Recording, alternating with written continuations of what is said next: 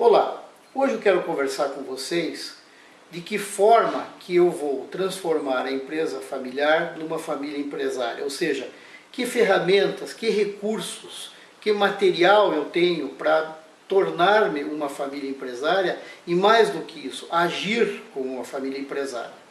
Que documentos, que recursos jurídicos, que recursos técnicos de gestão eu preciso ter. A primeira ferramenta recomendável é o que a gente chama de protocolo familiar ou plano de família. O que é um protocolo familiar? Uma vez esgotadas todas as discussões sobre o que a família quer, da empresa, do patrimônio e mesmo das relações entre si, é muito importante que isso seja escrito, que isso seja proclamado, que isso seja de conhecimento de todos os envolvidos.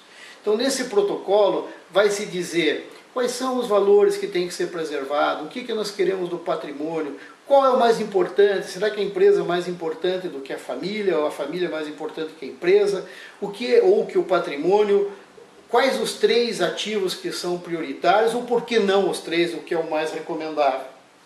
Então, nesse sentido, o protocolo de família é o que está normatizado, é o documento escrito. Mas como que vocês vão fazer acontecer o exercício desse protocolo? Como que vocês vão fazer a ação, a dinâmica daquilo que está escrito? Através do conselho de família.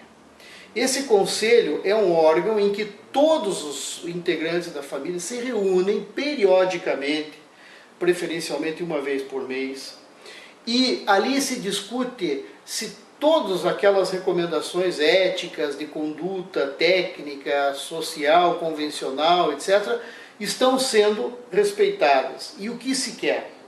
Qual é a expectativa de cada membro? Esse processo do conselho é um processo que tem que ser também frequente. Não se pode relaxar em relação a esses encontros, uma pauta determinada, com uma condução técnica, isenta e dentro daquelas normas. Então, o protocolo se materializa através do conselho.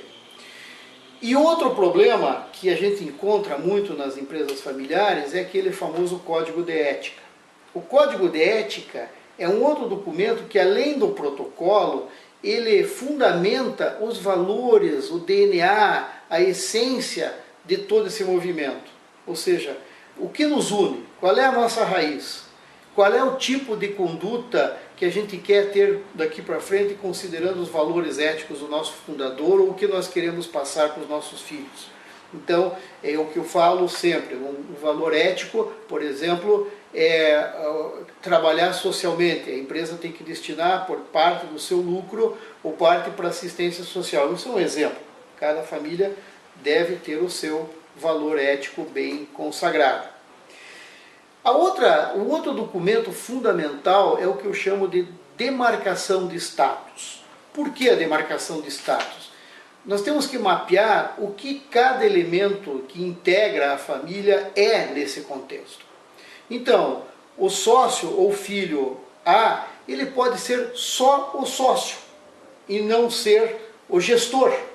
Por quê? Porque esse elemento, esse cidadão, essa cidadã pode ser uma médica, pode ser um médico, pode ser uma pessoa que esteja fora do contexto da gestão, mas é sócio, é acionista. Então, o mínimo que se espera dele é que ele saiba ler um balanço enquanto sócio, para ver se os seus interesses patrimoniais e societários estão sendo preservados, estão sendo respeitados. Então, ele tem que ir para uma reunião de sócios sabendo o que é um balanço. É um exemplo. Então, ele não é gestor, não é diretor, mas é sócio. Então, ele tem que ter, no status de sócio, saber se portar como tal.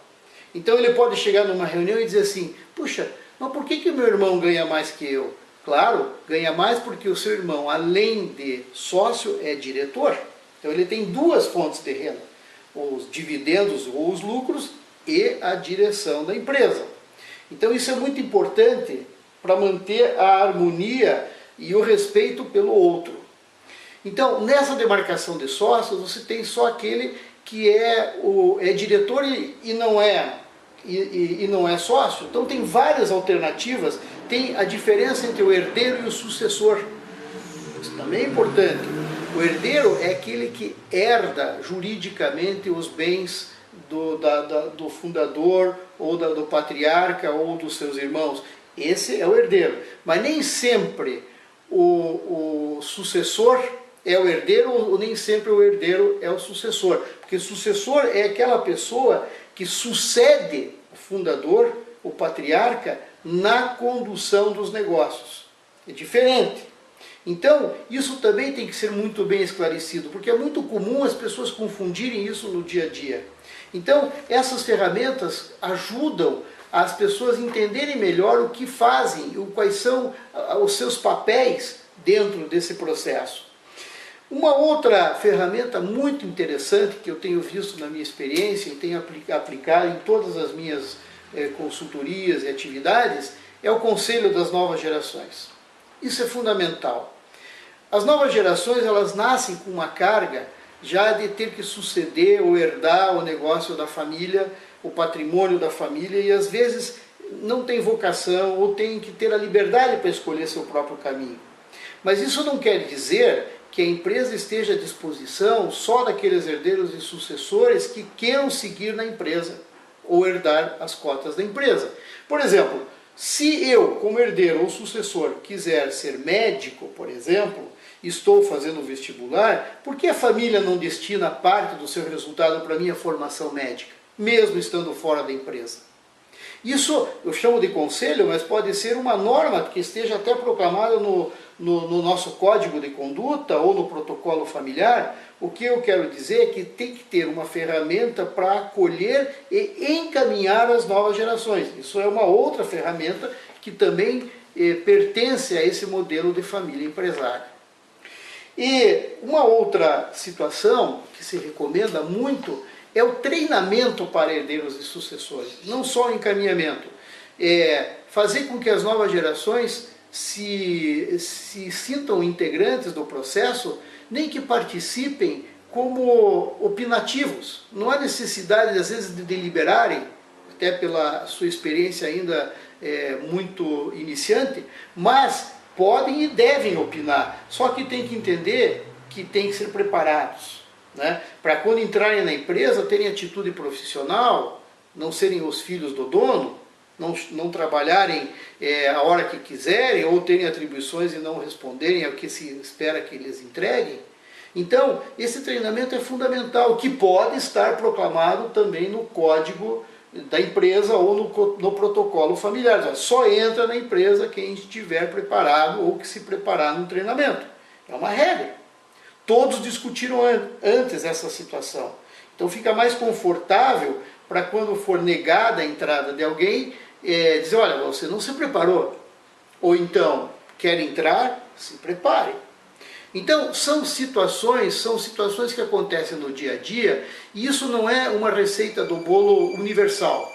Existem regras e ferramentas para cada situação, mas nunca deixando de se levar em conta que é dentro dessa estrutura de uma família empresária em que são pressupostos o sentimento de pertencimento, o profissionalismo, índices de controle de desempenho e, acima de tudo, muita vontade de se tornar perpétuos sócios, irmãos e donos do patrimônio.